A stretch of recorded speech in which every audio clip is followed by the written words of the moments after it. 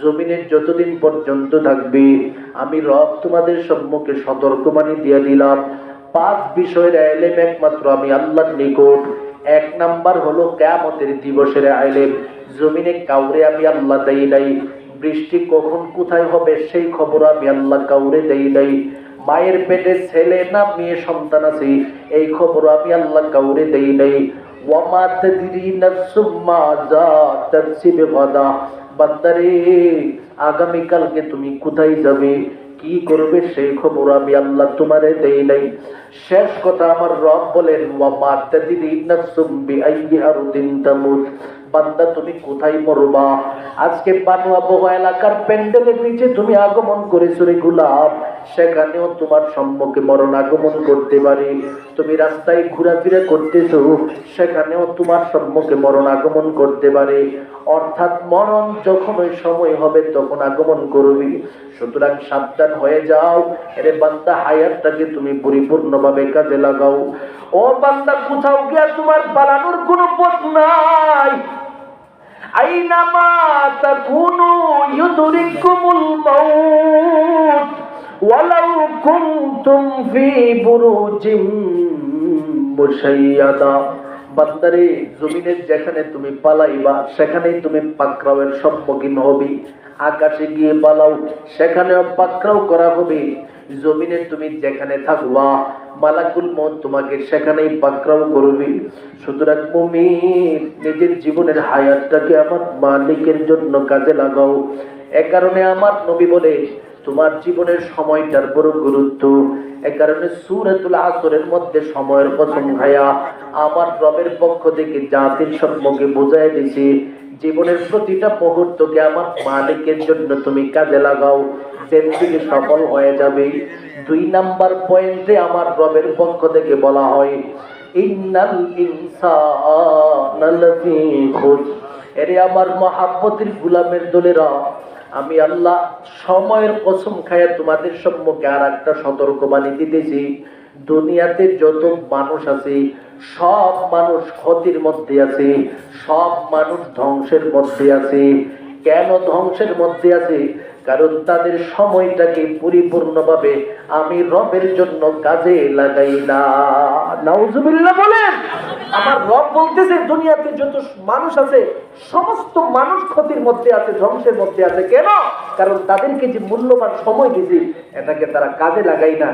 এরপরে আল্লাহ পাক 3 নাম্বার পয়েন্টে বলতেছেন, বান্দারে, তুমি যদি ধ্বংস থেকে নিজেকে রক্ষা করতে চাও, ক্ষতি থেকে নিজেকে রক্ষা করতে চাও, জান্নাতে মুমিনের কাফেলাটাকে তুমি প্রাধান্য দিতে চাও, আমি রব তোমার সামনে 4টা কর্মসূচি দিচ্ছি। জীবনটাকে এই কর্মসূচির ভিত্তিতে পরিচালনা করো না, আমি রব তোমাকে জান্নাতি মুমিনের কাফেলার পর্দার ভিতরে ঢোকাই দিব। সুবহানাল্লাহ। এই 4টা কর্মসূচি কি হতে পারে? 1 নম্বরে আল্লাহ বলেন, আল্লাযীনা আমানু। 2 নম্বরে আল্লাহ বলেন, ওয়া আমিলুস সালিহাত।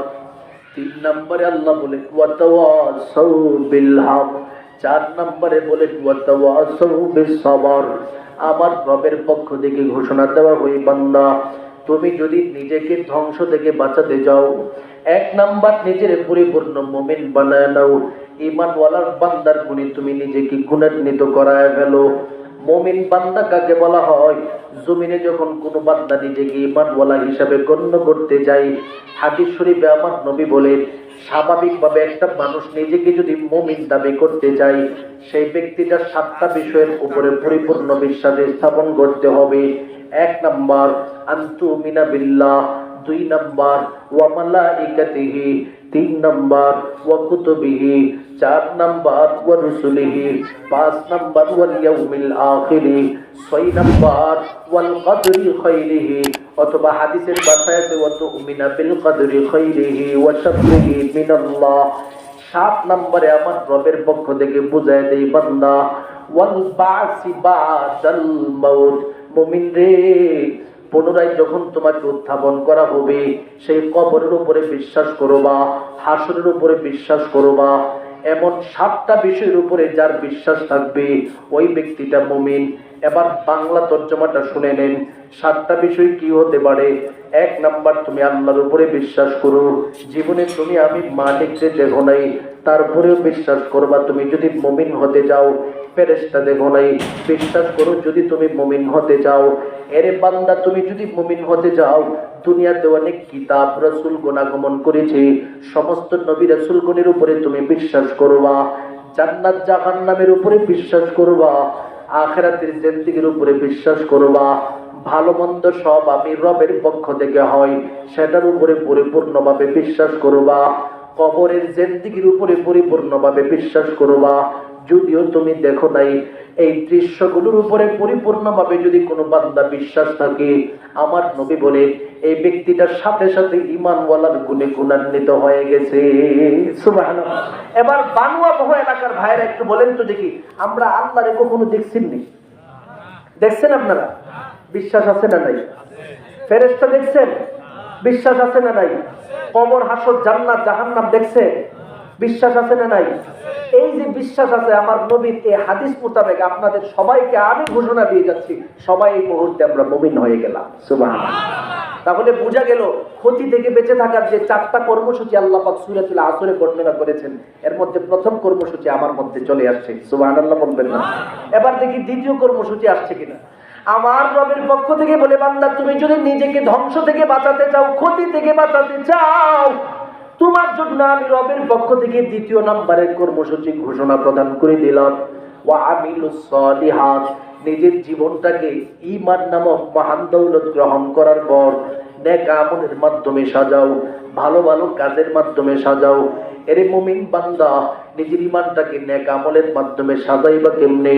নেক আমলের মাধ্যমে সাজাইবা মানে হলো তোমার জন্য আমার রবের পক্ষ থেকে যত নির্দেশ দেওয়া হয়েছে প্রতিটা নির্দেশ মেনে চলবা।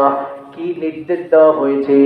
ইন্নাল্লাহা ইয়া'মুরু বিল আদলি ওয়াল ইহসান ওয়া ইতা'i যিল কুরবা ওয়া ইয়ানহা আনিল ফাহশাই ওয়াল মুনকার ওয়াল বাগয়।